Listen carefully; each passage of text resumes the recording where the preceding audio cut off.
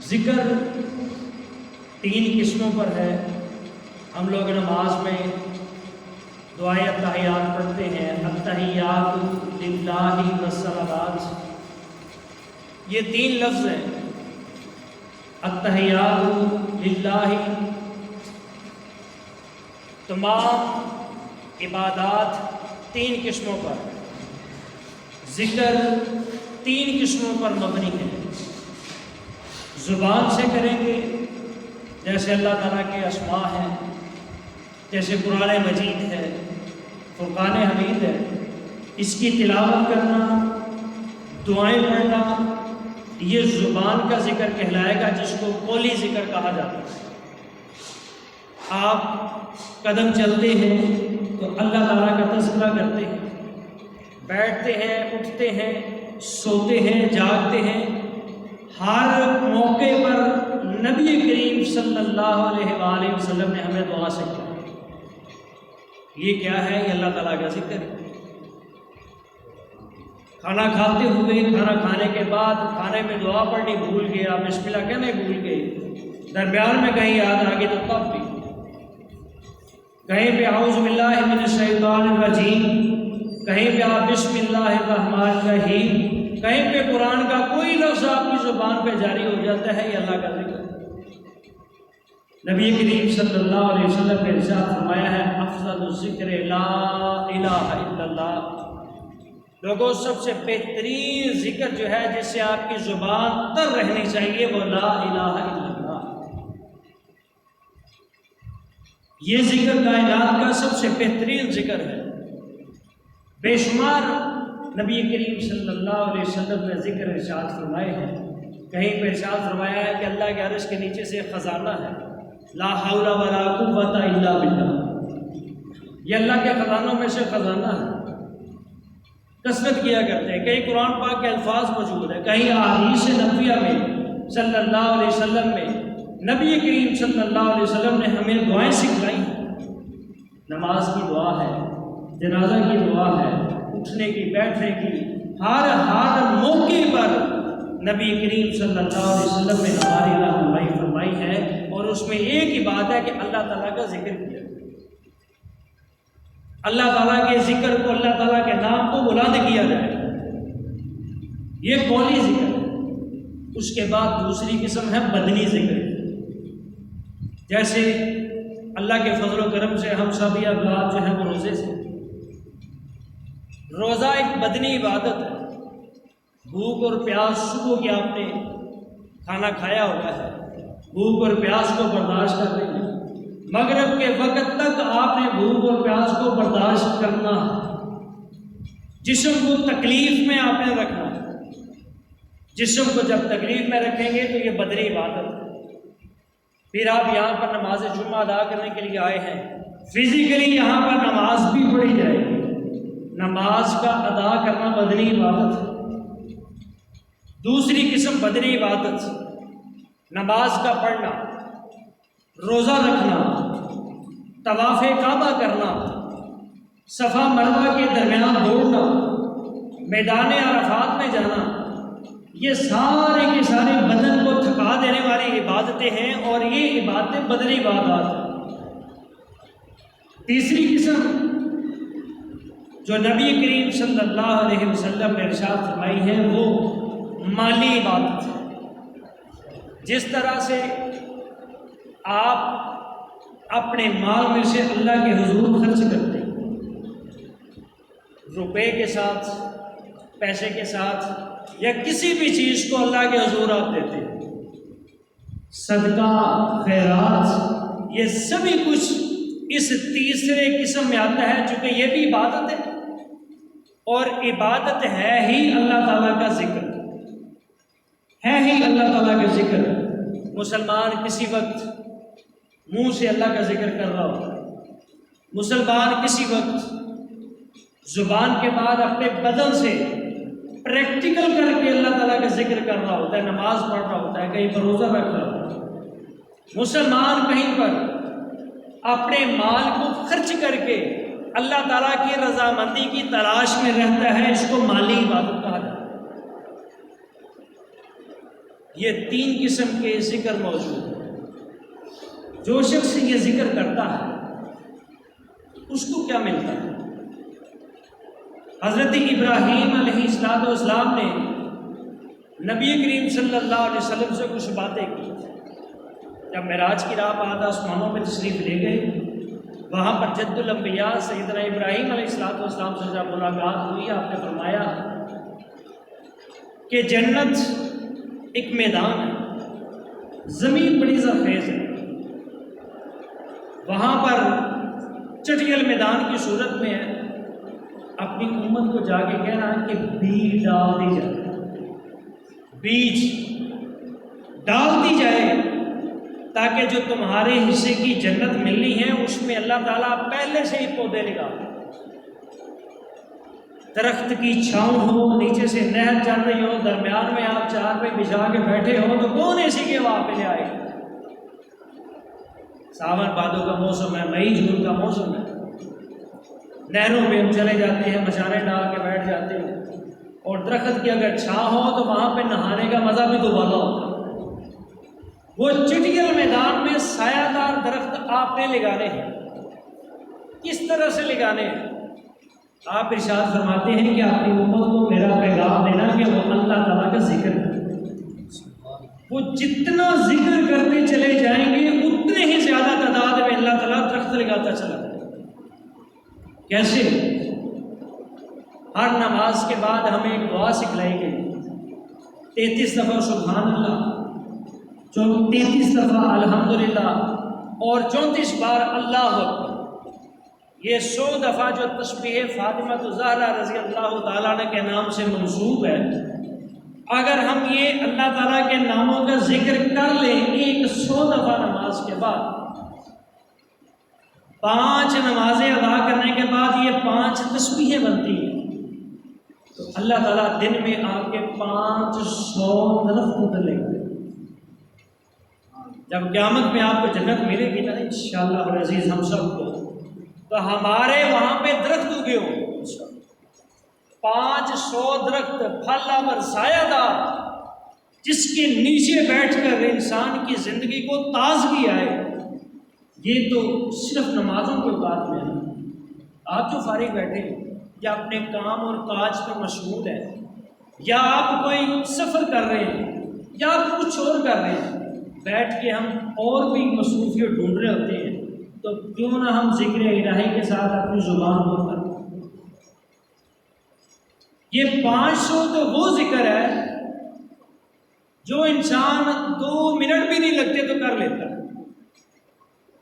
اب اگر آپ انگلیوں پہ بیٹھ کر سبحان اللہ و بحمدہ سبحان اللہ العظیم کا ذکر کرتے چلے جائیں، نبی کریم صلی اللہ علیہ وسلم نے ارشاد فرمایا جو صبح کے وقت 100 دفعہ یہ بات کر لیتے ہیں نا اللہ تعالیٰ سے سبحان اللہ و بحمدہ، تو اس کے جتنے بھی گناہ ہوں، چاہے سمندر کی جھاگ کے برابر بھی گناہ اللہ تعالیٰ معاف کر دے۔ صرف یہ 2 لفظ ہیں، سبحان اللہ و بحمدہ، بس 2 لفظ ہیں۔ 100 دفعہ اس کو جو پڑھ لے تو اللہ تعالیٰ اس کے گناہوں پہ قلم پھیر دیتے ہیں۔ یقینی سی بات ہے، جب گناہ معاف ہوں گے تو جنت میں درجے بلند ہوں۔ جب جنت میں درجے بلند ہونے ہیں تو یہ یقینی بات ہے وہ پروفٹ کے طور پر آپ کے درخت بھی لگ رہے ہیں، چلتے پھرتے اٹھتے بیٹھتے۔ اگر آپ لا حول ولا قوت الا باللہ یہ پڑھ لیتے ہیں، ایک آسان سا وظیفہ، تو دیکھنے میں یہ بات آئی ہے کہ جو کثرت کرتا ہے ان الفاظ میں لا حول ولا قوت الا باللہ، اس کی ہر مشکل اللہ تعالیٰ کے سامنے، ہر مشکل ختم کر کے اللہ تعالیٰ اس کے لیے آسانیاں پیدا کرتا ہے۔ جس نیت سے بھی ان الفاظ کو پڑھا جائے اللہ تعالیٰ اسی نیت کو پورا فرما دیتا ہے۔ وہ زیادہ مشکل کام تو نہیں۔ دوسرا بڑا فائدہ، انسان کی زبان پر جب اللہ تعالیٰ کے ناموں کے کلمات جاری رہتے ہیں، اس کے اسماء و حسنہ جاری رہتے ہیں، تو انسان کچھ بری بات کرنے سے پہلے سوچتا ہے، یار میں تو ابھی اللہ کا ذکر کر رہا ہوں، میں تو ابھی قرآن پاک کی تلاوت کر رہا ہوں۔ کسی کو گالی نکالنے سے پہلے 1000 بار سوچتا ہے، کسی کے ساتھ جھوٹ بولنے سے 1000 دفعہ سوچتا ہے کہ یار میں تو تسبیح کر رہا ہوں، میں تو اللہ کا ذکر کر رہا ہوں، میں تو اس کے نام کی تسبیحات پڑھ رہا ہوں۔ جھوٹ بولتے ہوئے بھی اس کے اندر ضمیر جو ہے وہ جاگے گا۔ جب انسان ذکر کر رہا ہوگا، کاروبار میں ڈنڈی مارنے سے بھی انسان بچے گا، کسی کے حقوق کو سلب کرنے میں بھی انسان بچے گا۔ یار میری زبان پاک ہے، میں اللہ کے نام کا ذکر کر رہا ہوں، میں جھوٹ نہیں بولتا۔ جس طرح سے ہم مسجد میں آ کر اپنے آپ کو سیف محسوس کرتے ہیں، ہمارے اندر یہ بات ہوتی ہے مسجد میں بیٹھ کے جھوٹ نہیں بولنا،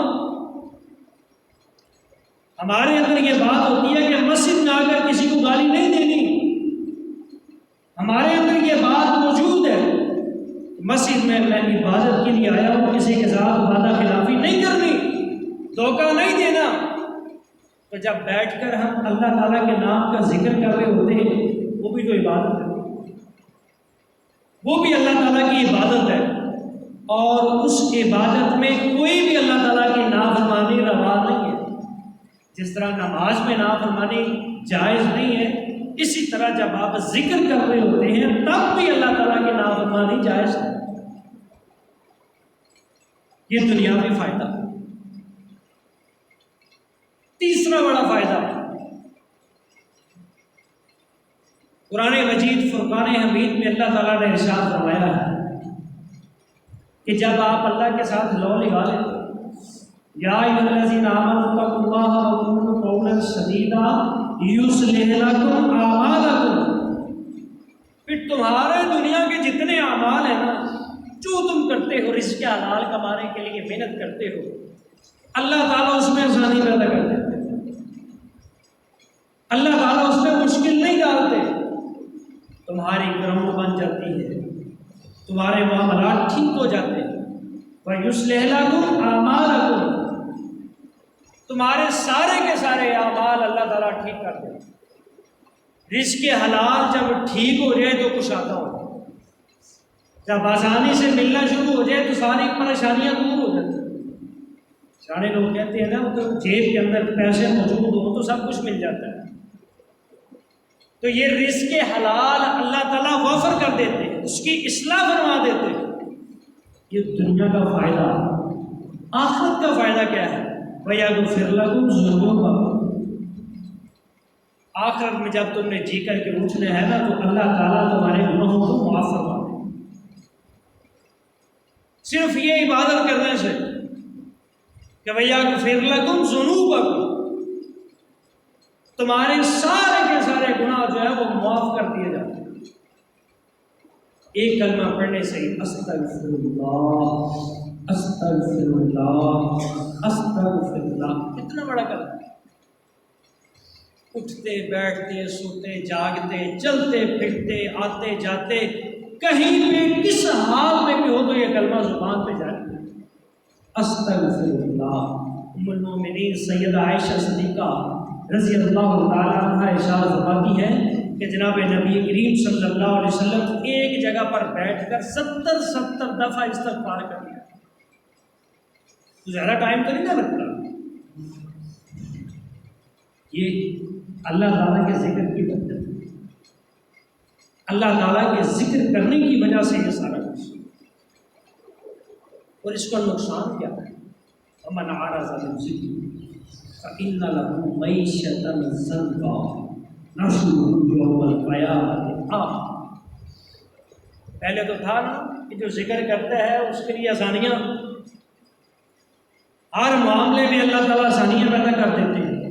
یہاں پہ فرمایا کہ جو شخص میرے ذکر سے منہ پھیر لیتا، اعراض برت لیتا، منہ موڑ لیتا ہے میرے ذکر سے، فَإِنَّ لَهُ مَعِيشَةً ضَنْكًا، میں اس کے لیے اس کی زندگی کو پھر تنگ کر لیتا، معیشت، کاروبار، بزنس، ملازمت، لین دین، گزران، ہر معنی اس میں موجود ہے کہ میں اس کے لیے پھر اس کی زندگی کو تنگ کر لیتا ہوں، معیشت زنکا، اس کی معیشت کو تنگ کر دیتا ہوں۔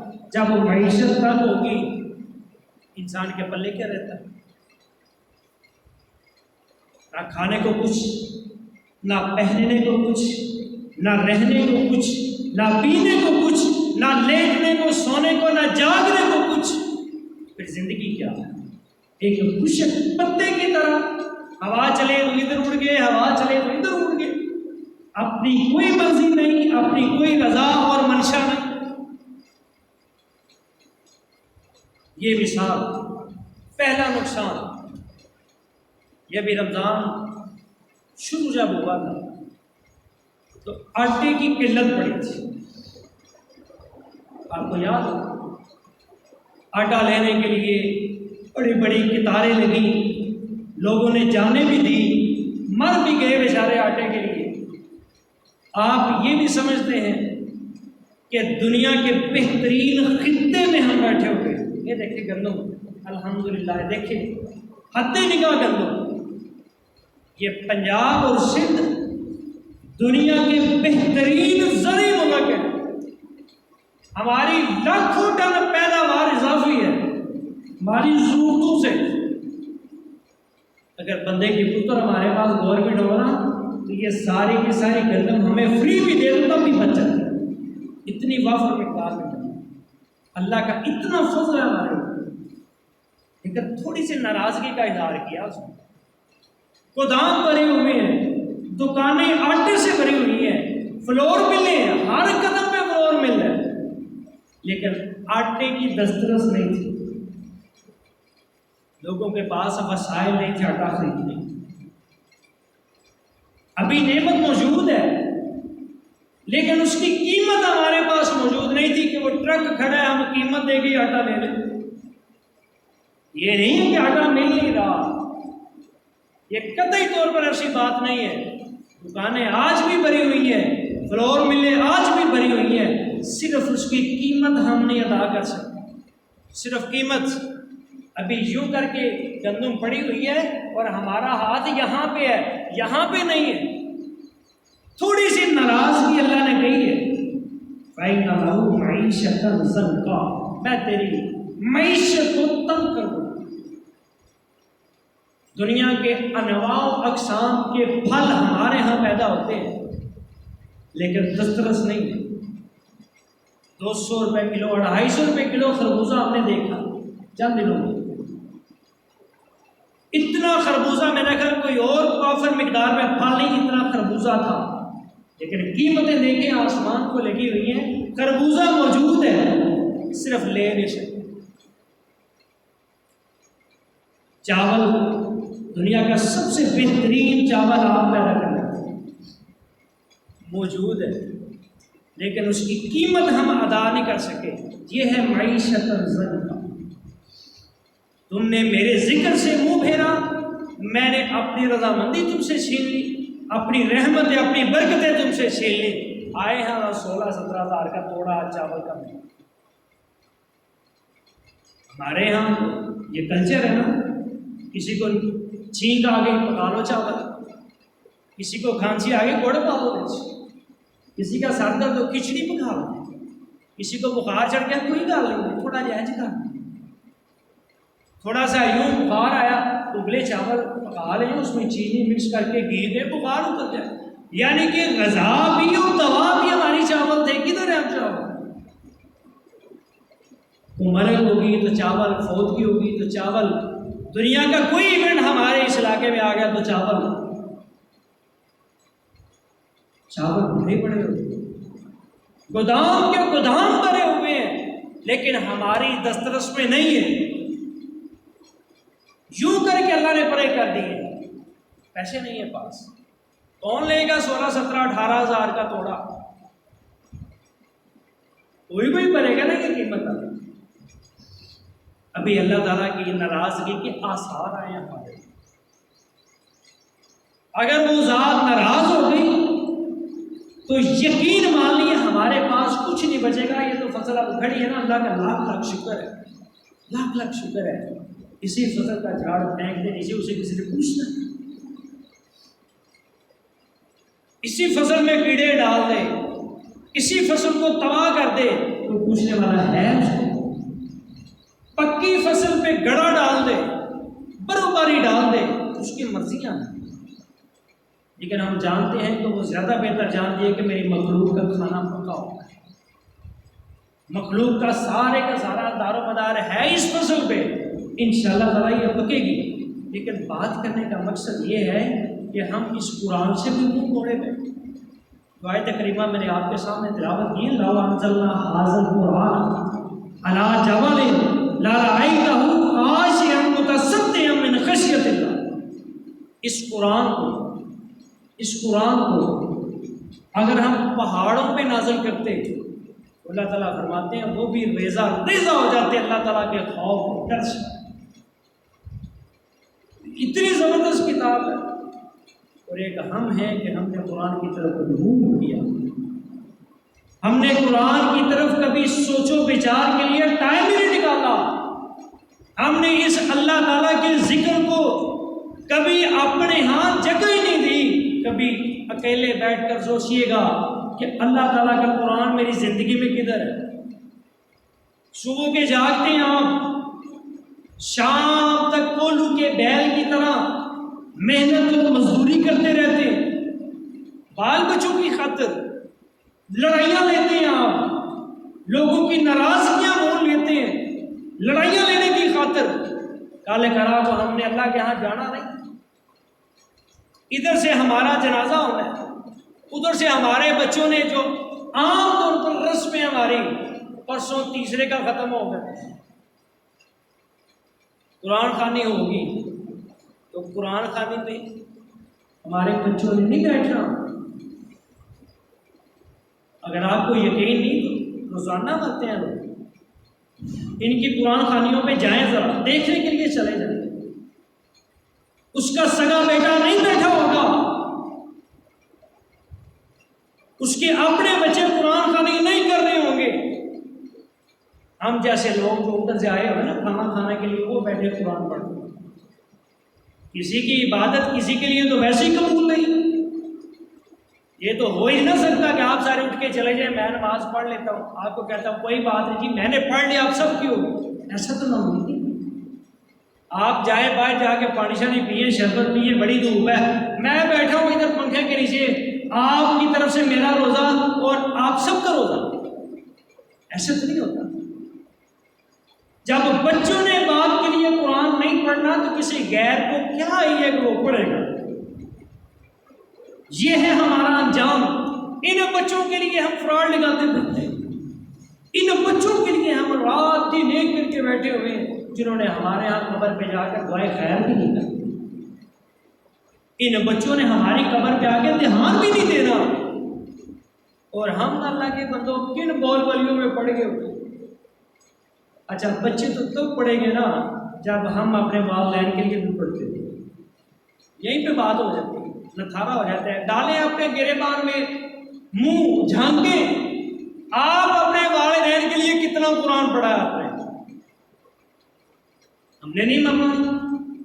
ہم سب کو یہ تو ہے کہ مر کے جنت ملے گی، یہ ملے گا، ہم نے جناب ایسے کرنا ہے. جہنم کی طرف تو ہمارا کبھی ذہن گیا ہی نہیں. انشاءاللہ تعالیٰ ملنی جنت ہی ہے، کیونکہ سوچ ہے نا. قبر میں جائیں گے، قبر کی سختیوں کا ہمیں نہیں پتا، آگے پل سرات آنا ہے ہمیں نہیں پتا. مولوی صاحب اگر بات کریں تو فوری طور پہ کہتے ہیں مولوی صاحب کو گالی کرتے. مولوی صاحب کے پاس ساری باتیں موجود ہیں، لیکن یاد رکھیے جس طرح رمضان کا آج 23واں روزہ چل رہا ہے، کیا آپ کی زندگی میں اس سال کا رمضان آئے گا پلٹ؟ یہ 23 دن جو گزر چکے ہیں یہ آئیں گے پلٹ کے؟ اسی طرح آپ کے دن بھی یوں آپ کی مٹھی سے گزر رہے ہیں، آپ کی زندگی کی راتیں بھی مٹھی سے گزر رہی ہیں. ہر گزرنے والا وقت یہ دوبارہ رپیٹ نہیں ہونا. آپ کی جوانی گزر رہی ہے، یہ دوبارہ جوانی نہیں آنی. آپ کے بڑھاپا آ گیا ہے، اب اگلی منزل ہے۔ اللہ تعالیٰ نے تو اپنے نبی کریم صلی اللہ علیہ وسلم کو ارشاد فرما دیا، وَرَأَيْتَ النَّاسَ يَدْخُلُونَ فِي دِینِ اللَّهِ أَفْوَاجًا فَسَبِّحْ بِحَمْدِ رَبِّكَ وَاسْتَغْفِرْهُ إِنَّهُ كَانَ تَوَّابًا۔ وڈیرے ہو گئے تسی بہ جاؤ آرام نال، فتوحات بھی مل گئی ہیں، مکہ بھی فتح ہو گیا، خیبر بھی فتح ہو گیا، مسلمان جزیرہ عرب سے نکل کے باہر بھی چلے گئے۔ فَسَبِّحْ بِحَمْدِ رَبِّكَ وَاسْتَغْفِرْهُ۔ آخری بچے کہی تھا نا، ابا جی تسی کاروبار چھڑ دیو، دکانداری چھوڑ دے، فیکٹری جو، اب آپ بس مسجد کے ساتھ لاؤ نکالے۔ یہ قرآن کا حکم آ گیا اللہ کے رسول کو، فَسَبِّحْ بِحَمْدِ رَبِّكَ، میرے سونے محبوب بیٹھ جا مسجد میں، میری تسبیح بیان کیا کر، میری حمد و تعریف کیا کر، استغفر انہ، اللہ تعالیٰ سے بخشش طلب۔ اب دنیا کے کام چھوڑ دے، جب بندہ 60 سال کا ہونا تو ویسے قرآن کا حکم آ گیا کہ چھوڑ دے دنیا داری، اب اللہ کے ساتھ ہونے کا۔ تو یہ کس چیز کے ہمیں اشارے دیے جا رہے ہیں، یہ کس چیز کی طرف ہمیں لایا جا رہا ہے؟ آئیں اپنی اصلاح کریں۔ اگر ہم چاہتے ہیں نا ہمارے والدین کو کچھ نہ ہو، ہمارے والدین کو کسی چیز کی کمی نہ آئے، ہمارے والدین کو اللہ تعالیٰ خوشیاں دے، ہمارے والدین کو ٹھنڈک ملے، راحت ملے، سکون ملے، وہ اس دنیا سے جا چکے ہیں یا اس دنیا میں موجود ہیں؟ موجود ہے تو ہم فزیکلی کوشش کرتے ہیں ان کو کوئی تکلیف نہ پہنچے۔ ابھی ہمارا معاشرہ اتنا گیان کا نہیں ہے، اگر اس دنیا سے جا چکے ہیں تو آج سے کمر باندھ لیں، میں نے جو نیک کام کرنا ہے اللہ میرے باپ کے میری ماں کے کھاتے میں ڈالوں۔ آپ کو بھی ثواب ملنا ہے، ملنا ہی ملنا ہے آپ کو محنت کا ثواب، لیکن آپ کے پیرنٹس کو اچھی تربیت کا اللہ تعالیٰ نے ثواب دینا ہے۔